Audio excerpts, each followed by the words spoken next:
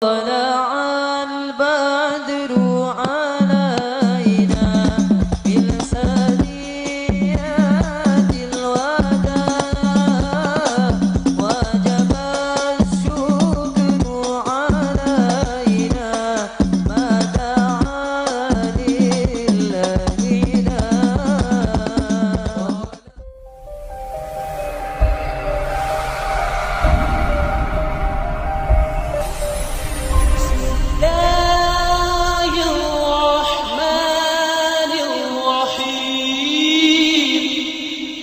Bismillahirrahmanirrahim. Assalamualaikum warahmatullahi wabarakatuh.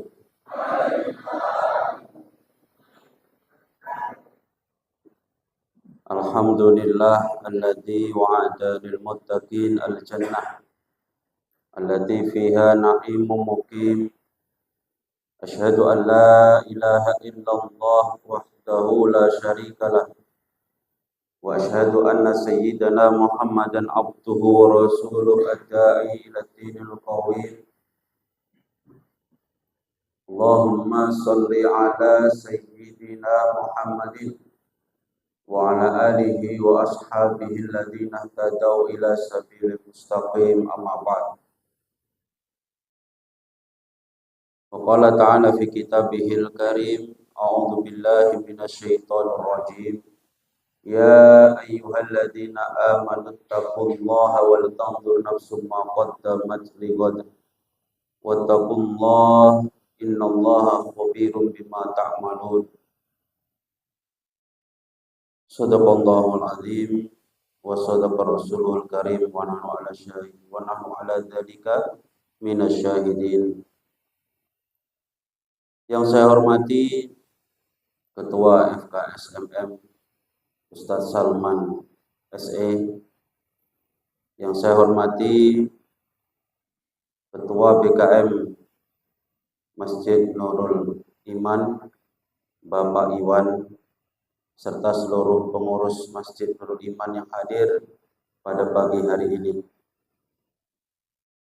Yang saya hormati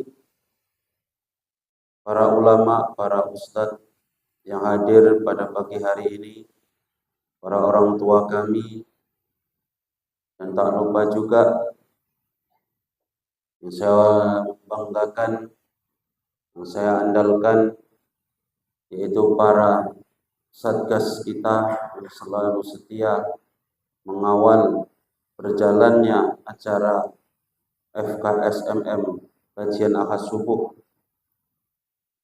serta seluruh jamaah yang hadir pada pagi hari ini, wabil khusus jamaah ibu-ibu yang luar biasa semangatnya. Bu, sehat Bu? Alhamdulillah. Mabuk saya belakangi Bu ya, tapi kalau mau di depan sini pun gak apa-apa Bu.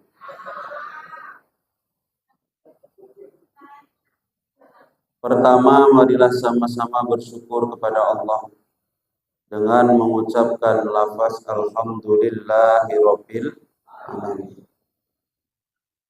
Bersolawat kepada Nabi Muhammad mengharapkan syafaat di hari kiamat dengan mengucapkan lafaz Allahumma salli ala sayyidina Muhammad.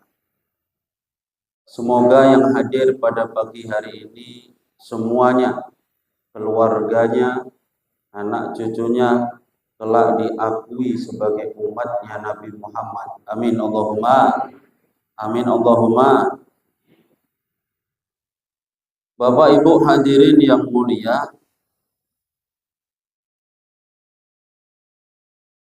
kita ini adalah umat Islam, di mana tempat ibadah kita adalah masjid. Masjid ini ada beberapa aturan dalam syariat yang harus kita ketahui. Oleh sebab itu, pada pagi hari ini sedikit saya akan membacakan, bukan menjelaskan, membacakan. Karena saya bawa buku Dan bab yang kita bahas adalah tentang fikih masjid. Kenapa saya angkat bab ini? Pertemuan sebelumnya sedikit ada yang bertanya yang berkaitan dengan masjid, sehingga membuat saya tertarik untuk membahas lebih lanjut. Dan kita ini yang hadir pada pagi hari ini adalah ahli masjid. Insya Allah. Sehingga kita membuat perkumpulan forum FKSMM ini untuk komunikasi dan silaturahim semua jamaah masjid di sekitar Mencirim, Sukamaju, sekitarnya. Banyak hal yang perlu selalu kita gaungkan, selalu kita jelaskan, selalu kita sampaikan berkaitan dengan masjid ini. Karena kebenaran kalau tidak disampaikan, kebenaran ini akan tabu. Seakan tidak ada dan kalah dengan ketidakbenaran atau kebatilan. Masjid itu, hadirin yang mulia,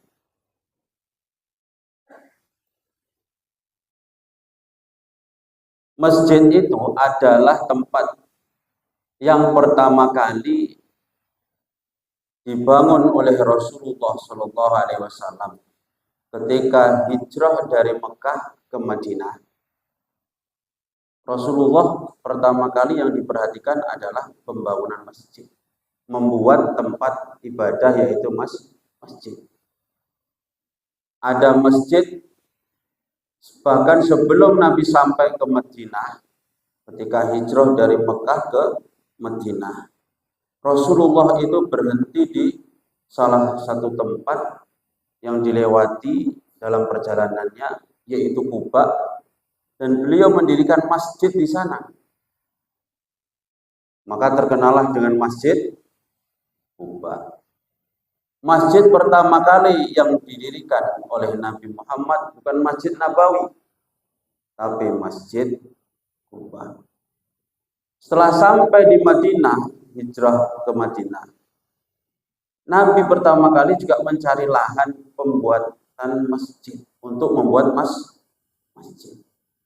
Ini menunjukkan sangat pentingnya masjid untuk perkembangan Islam selanjutnya. Sehingga Nabi yang pertama kali yang dibuat adalah masjid. Begitu juga masyarakat Islam sekarang ini. Kalau pengen maju Islamnya, maka yang dibangun pertama kali adalah masjid. Membangun masjid bukan fisiknya saja, tapi juga harus memakmurkan masjid dan memakmurkan jamaah masjid. Sehingga ini adalah salah satu usaha kita, upaya kita untuk memakmurkan masjid di sekitar kita dengan forum FKSMM ini. Amin Allahumma. Semoga diridhoi oleh Allah Subhanahu wa ta'ala. Yang hadir pada pagi hari ini, saya yakin 100% adalah orang-orang yang ahli jamaah sholat subuh. Amin. Apa ada yang belum sholat subuh langsung ke sini? Coba maju sini. Saya yakin sebelum ke sini sholat subuh. Oleh sebab itu, karena semua adalah ahli subuh, ahli jamaah, maka harus mengetahui hukum-hukum yang ada di dalam masjid. Pertama yang harus kita ketahui, ketika masuk masjid, kita disunahkan untuk melakukan sholat sunnah 2 rakaat.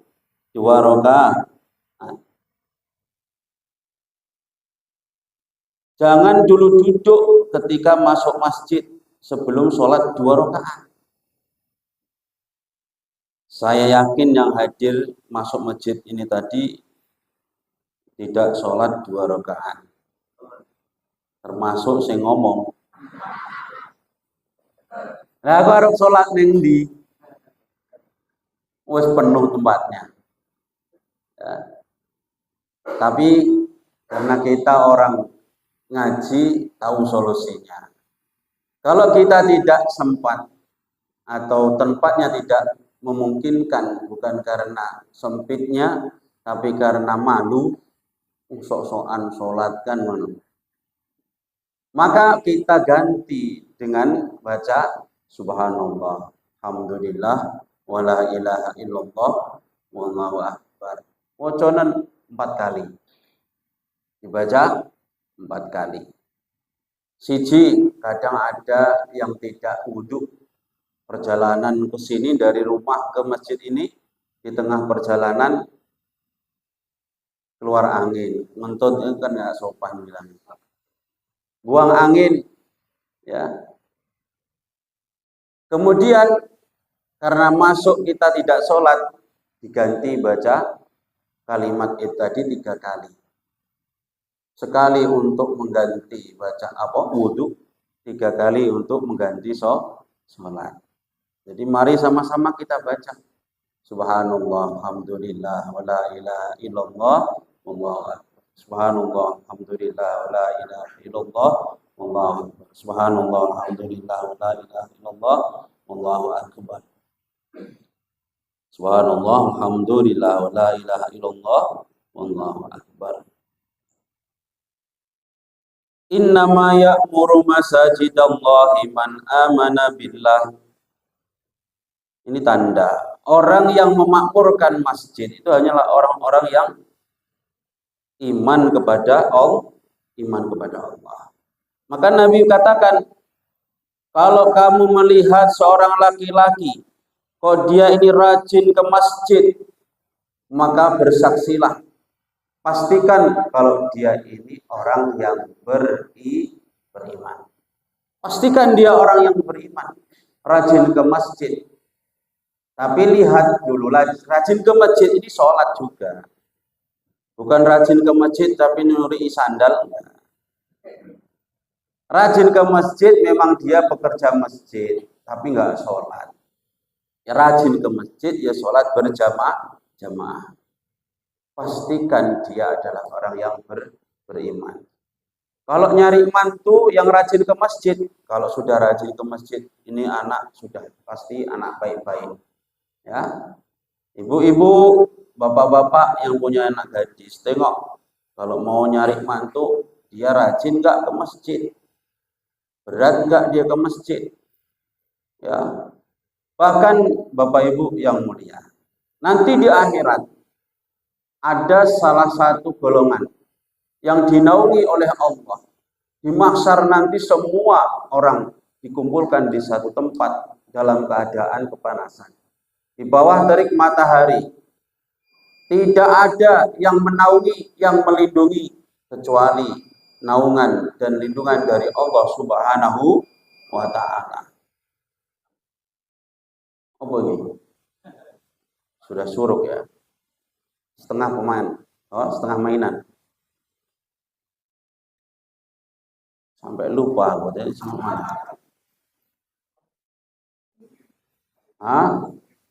Ada satu golongan yang nanti akan dilindungi oleh Allah di hari kiamat, di mahsyar nanti. Siapa mereka? Semua orang yang hatinya tertaut kepada masjid. Hatinya tertaut kepada masjid. Maksudnya tertaut kepada masjid bagaimana? Dia ini ingat waktu sholat. Bukan orang yang duduk di masjid mulai pagi sampai malam waktu tidur. Bukan seperti itu.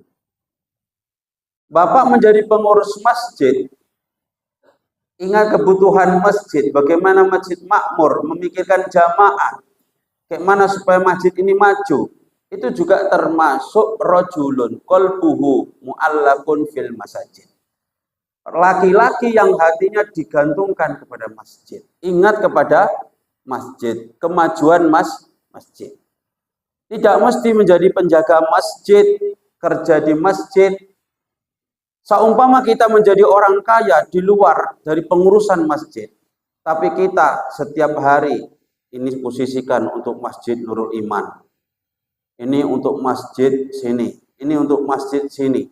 Hari-hari pikirannya itu terus, itu sudah termasuk golongan yang ini tadi. Ya. Apalagi kalau remaja masjid, apalagi kalau ketua BKM, sudah pasti pikirannya masjid.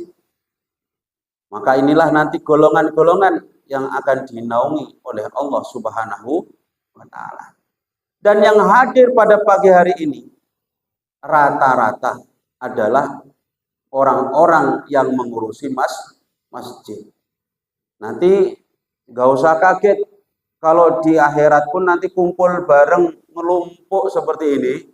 Ketuanya Ustadz Salman di Masar, nanti sama-sama dilindungi oleh Allah Subhanahu wa Ta'ala. Jadi orang kepanasan, kita enggak. Loh, itu kok enak orang itu melumpuk. Oh, itu dulu yang jamaah FKS MM. Kenapa kok iso enak ngono? Ya karena di dunianya mengurusi masjid. Nah, saya yakin hadirnya semua jamaah pagi hari ini, ibu-ibu juga. Ini karena ya pengen satu dapat ilmu, yang kedua ingin meramaikan masjid. Ingin meramaikan masjid. Ya kalau enggak, ibu-ibu di rumah cucian piring ditinggal, Pak. Cucian piring masak sudah dicokkan, lauknya belum dibuat, ya kan, Bu? Oh, kan? Tapi pala-pali ke sini pengen ikut meramaikan, memakmurkan masjidnya. Ini luar biasa. Bapak-bapak begitu juga. Saya yakin sebagian yang hadir punya kesibukan setelah ini, tapi disempatkan untuk hadir. Ini acara kita semua. Mari kita ramaikan, kita makmurkan. Niat memakmurkan masjid sudah dapat pahala. Ya. Kalau aku mau dapat ilmu lah, sekarang di HP ilmu sudah banyak. Ngaji-ngaji di masjid-masjid sudah banyak. Aku tiap hari juga nampak Ustadz Ali. Jadi kalau hanya niat cari ilmu, saya masih sanksi. Tapi saya yakin karena ingin memakmurkan masjid. Wis niat itu salah satunya. Memakmurkan masjid, menjalin silaturahim, memperkuat ukhuwah Islamiyah. Kalau ngaji ini ya memang ini adalah tujuan, salah satu tujuannya. Tapi nggak melulu ngaji. Karena nanti kalau orang ngaji ustadz kuai, bosen lah katanya. Ada sebagian saya dengar seperti itu. Mungkin bapak-bapak juga dengar. Ngaji ustadz kuai bosen lah katanya. Yo ganti-ganti ngono, enak. Bapak Ibu yang mulia. Dulu yang ngajari Islam ketika zaman Nabi, siapa, Bu? Menengah, Bu. Oh, tak kira turu. Yang ngajari Islam adalah Nabi Muhammad sallallahu alaihi. Berapa tahun yang ngajari? Nabi ngajari berapa tahun? Mulai diutus menjadi Rasul sampai wafatnya 22 tahun, 2 bulan, 22 hari. Ayo bilang bosen aku sama Nabi. Mana? Kiai-kiai, ya itu kalau sudah dakwah, bikin pondok, ngarambut masyarakat, itu sampai mati. Sampai mati. Mulai beliau jadi tokoh agama di situ sampai mati dan diikuti. Kalau masyarakat bilang bosen aku sama ustadz itu, ulama-ulama zaman dahulu yang dikirim ke Jawa itu yang ngeramut masyarakat sampai mati. Sekarang ini zaman modern, orang sudah aneh. Ngaji baru sebentar sudah bosen. Panggillah ustadz meneh. Panggillah ustadz meneh. Ojo iku ya ustadz. Ini sekalian saya curhat. Sekalian saya curhat. Sekalian saya kasih tahu.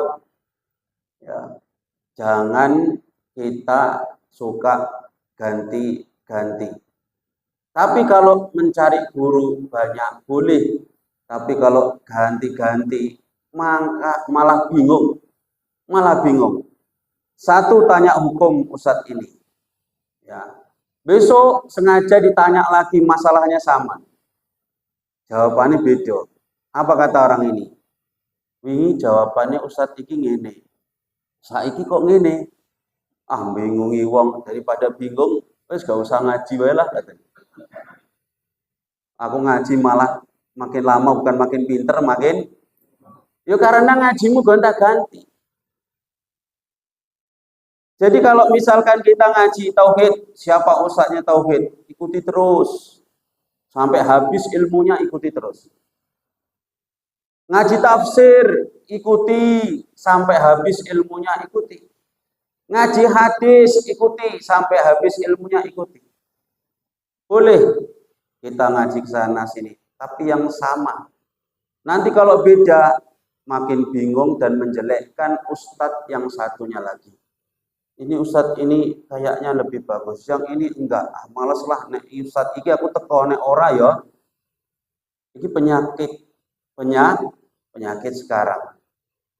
Maka Bapak Ibu hadirin yang mulia, makanya saya sampaikan tadi, wis kita datang ke FKSMM niat hadir untuk memakmurkan masjid.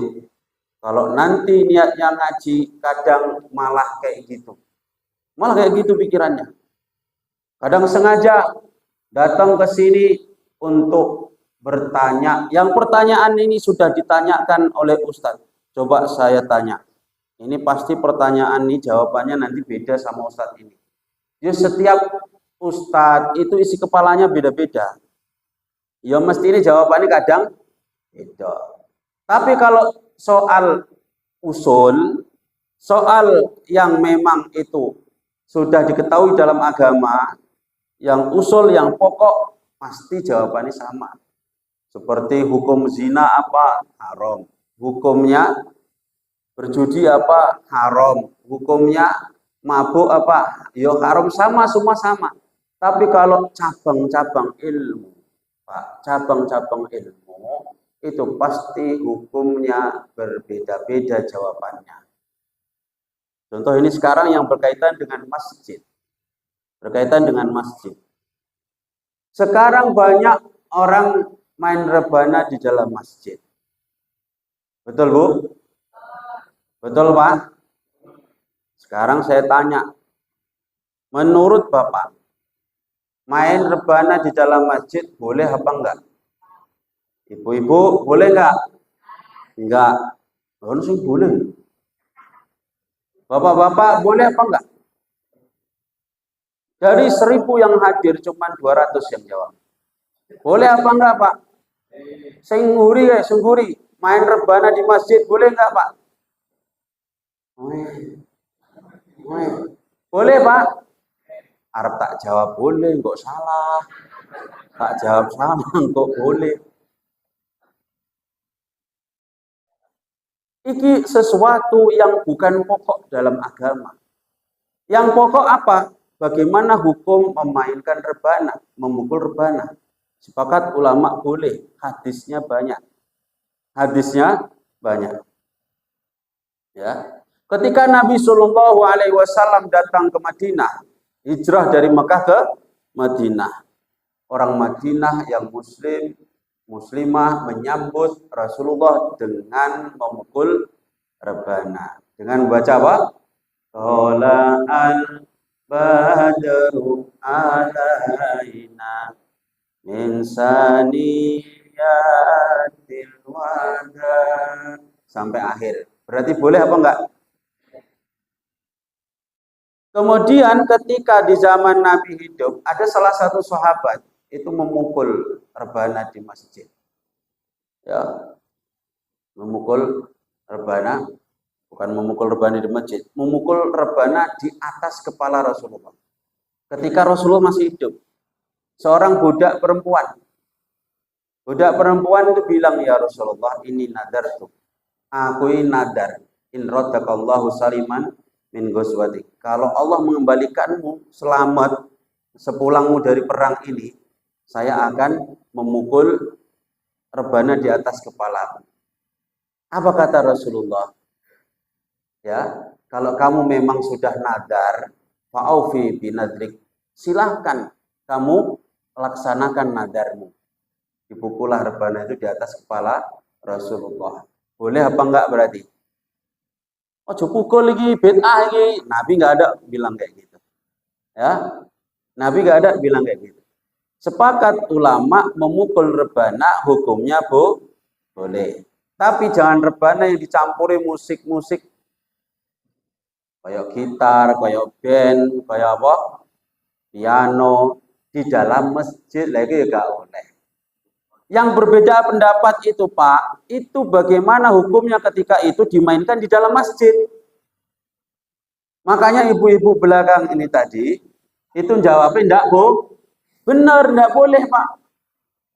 Bapak-bapak jawabnya boleh, benar, boleh. Enak kan fikih ini? Hah? Bingung apa ora? Ora. Jawabannya dua, boleh dan tidak. Kalau sesuatu yang belum pernah diajarkan Nabi. Ada yang bilang, kalau memang belum pernah dilakukan Nabi, ya wes gak usah dikerjakan. Siji. Ya. Melihat, yang satu melihat lagi.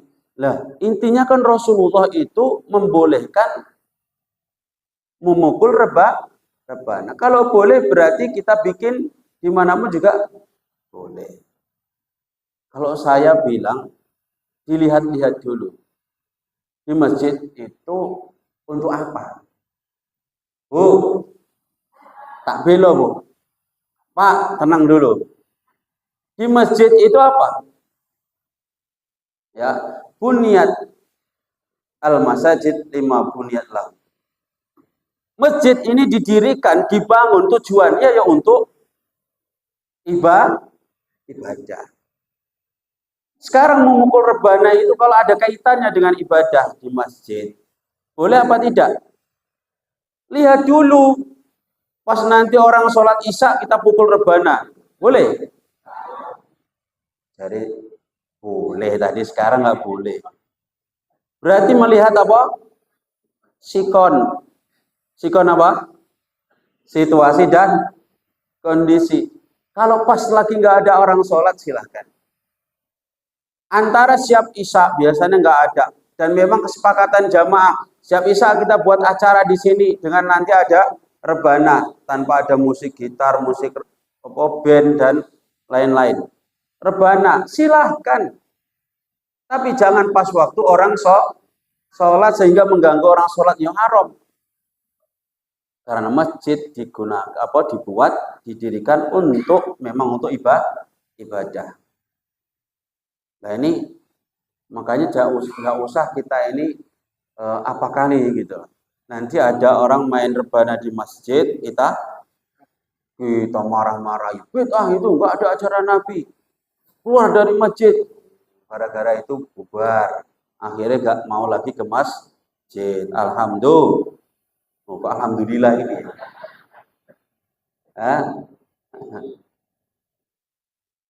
Ada dalil hadisnya, a'linu hadal hadis, a'linu hadal nikah. Nabi pernah menyuruh para sahabat, kamu tampakkan kesenangan ini. A'linu hadal nikah, nikah ini kamu tampakkan. Waf'alu fil masjid. Waf'alu fil masjid, kerjakan, laksanakan di masjid. Wadribu alaihi biduf, dan pukullah apa? Rebana. Nikah disuruh Nabi, laksanakan di masjid. Pukullah rebana. Tampakkan kesenangan. Ini sebagai dalil bahwa boleh memukul rebana di masjid. Ya. Kemudian dalil ini juga digunakan untuk melarang memukul rebana di dalam masjid. Seperti yang ada di dalam kitab I'anatul Thalibin. Syarah Fathul Mu'in. Ya. Itu beliau Syekh Hamzah Shatoh menjelaskan bahwasannya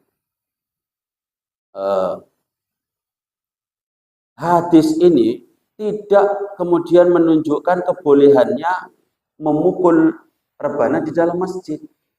Tengok kalimatnya. A'linu hadan nikah. Ya waf'aluhu fil masjid. Wadribu alaihi biduf. Kemudian pukullah rebana untuk memeriahkan. Memukul rebana ini kan tidak dikatakan Nabi di dalam masjid. Maksudnya memukul rebana ini di luar masjid. Loh, ini bedanya ulama itu di sini, Pak. Tapi yang pasti sepakat bahwa rebana itu boleh. Boleh.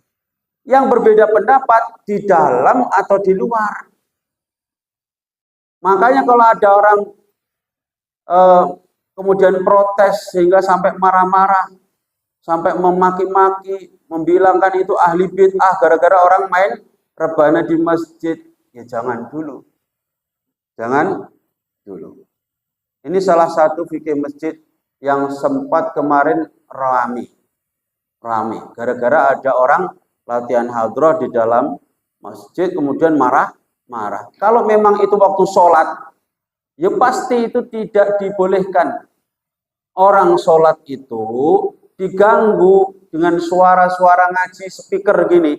Tidak boleh kalau itu memang benar-benar mengganggu. Bahkan kita ngaji Quran di dekat orang sholat dan sholatnya sholat fardu, kita ngaji Quran mengganggu, itu tidak boleh. Lo ngaji Quran saja nggak boleh, apalagi mukul rebana. Jadi melihat apa? Situasi dan kondisi. Kemudian larangan di dalam masjid. Waqala Nabi sallallahu alaihi wasallam may yatakallama bi kalamid dunya fil masjid ahbatallahu amalahu arba'ina sana.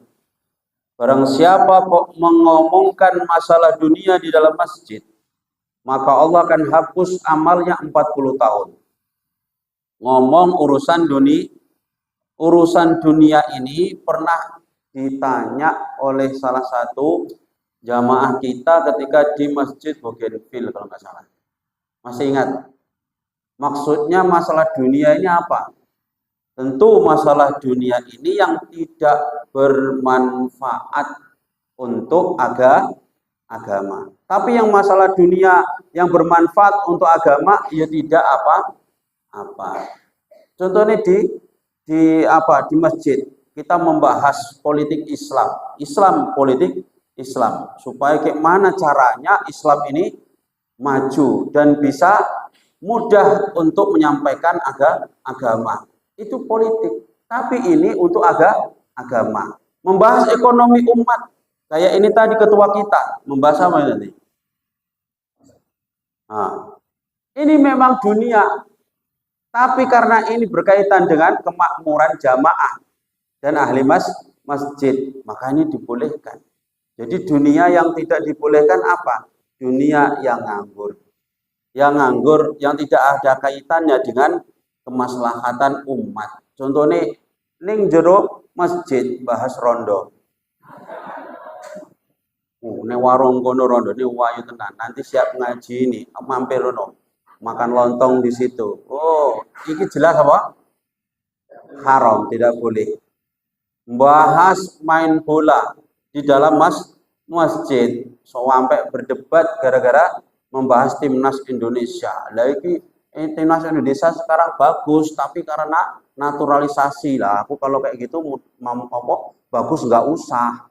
Yo kayak mana? Yang penting Indonesia kan maju bolanya. Berdebat di dalam masjid, cuman bahas apa?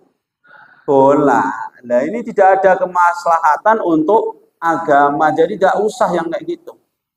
Dunia yang bermanfaat untuk agama, maka silahkan. Tapi kalau tidak, jangan. Membahas pembahasan dunia di dalam masjid, amalnya dihapus oleh Allah 40 tahun. Yang bahas dunia di dalam masjid, ini orang yang sering ke masjid atau orang yang nggak pernah ke masjid?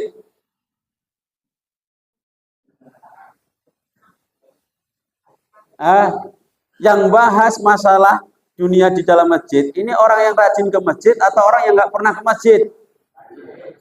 Orang yang rajin ke masjid. Berarti selamat orang yang nggak masuk masjid. Kok enak tenan ngomong ya? Ya usah takut. Ini hukum fikihnya makruh. Hukum fikihnya apa? Sehingga Syekh Nawawi, Imam Nawawi mengkategorikan ini termasuk min karahiyatil masajid. Termasuk kemekruhan-kemekruhan yang dilakukan di dalam masjid. Ngomong masalah dunia. Ya. Kemudian hukum jual beli di dalam muqaddimah juga tidak boleh. Jual beli itu kalau sudah ngasih duit menerima barang ini jual beli. Di dalam masjid sepakat ulama tidak boleh. Muqaddimahnya apa? Tawar menawar. Itu kayak apa kereta sing arep riko jual. Iya. Sambil ngaji sambil ngomong-ngomong tawar menawar dari kok jual piro. Seneng sih ngaji ini masjid iki. Aku enggak sabar, aku harus siap ini ono acara meneh. Wis piro riko jual? Engko wae. Tapi nek riko maksa ya wis lah kasih tahu. Iku tak dol 9 juta, piye? Ojo lah 9 juta. Harga kawan. Ning jero masjid malah tawar. Iki muqaddimatul bai', iki muqaddimah jual beli. Tidak boleh juga.